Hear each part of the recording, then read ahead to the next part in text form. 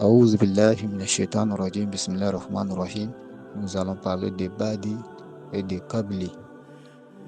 En fait, prenons un exemple. Au cours de la prière de Asr, à la deuxième rakat, je devrais m'asseoir puis me lever pour continuer ma prière. J'ai oublié de ne pas m'asseoir. Donc, une fois que j'ai constaté cela, il y a deux options. Soit je continue de prier les deux rakats restants, ou soit je reviens pour m'asseoir et je me lève pour continuer ma prière. Par conséquent, si je continue ma prière sans revenir pour m'asseoir, là, dans ce cas, j'ai omis quelque chose de la prière parce que je devais m'asseoir et je me suis levé et je continue de prier. Donc, dans ce cas, à la fin, je ferai Qabli, c'est-à-dire, dès que je suis à la dernière rakat, je suis déjà assis à la dernière rakat, je dois faire Athéia, prière sur le prophète, droit de tentation de la tombe et celui de l'antéchrist. Puis je me prosterne deux fois. Allahu Akbar, Allahu Akbar, Allahu Akbar.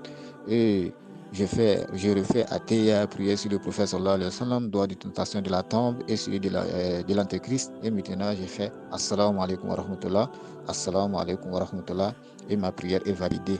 Mais si au cas où je me suis levé et je me suis rendu compte que je devrais m'asseoir et je suis revenu pour m'asseoir et je me suis levé pour continuer ma prière. Donc, dans ce cas, c'est Badi. Parce que je devais m'asseoir et je me suis levé et je me suis rappelé que je devais m'asseoir. Donc, je suis revenu. Là, j'ai ajouté quelque chose. Donc, à la fin, je ferai Badi. Donc, c'est-à-dire, j'ai ajouté quelque chose dans la prière.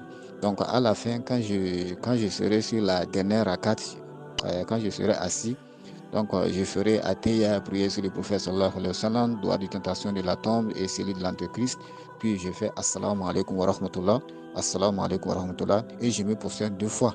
Allahu Akbar, Allahu Akbar, Allahu Akbar, Allahu Akbar. Et je fais en même temps Assalamu alaikum wa rahmatullah, Assalamu alaikum wa rahmatullah, et puis ma prière est validée. Donc, Qabli, c'est quand tu omets quelque chose dans la prière, et Badi, c'est quand tu ajoutes quelque chose dans la prière. Qu'Allah subhanahu wa ta'ala nous facilite.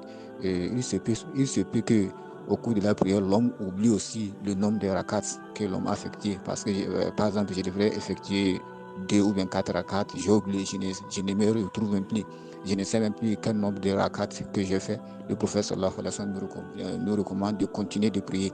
Et dès que tu es à la fin de la prière, tu fais Qabli. Qabli, ça prend tout. C'est-à-dire, dès que tu es à la fin de la prière, tu fais Athéia, prière sur le prophète, droit de tentation de la tombe et de l'antéchrist, et tu te possèdes deux fois, et quand tu reviens, tu fais encore Athéia, prière sur le prophète sallallahu alayhi wa sallam, droit de tentation de la tombe et de l'antéchrist, et maintenant tu fais Assalamu alaikum wa rahmatullah, Assalamu alaikum wa rahmatullah, et ta prière est validée.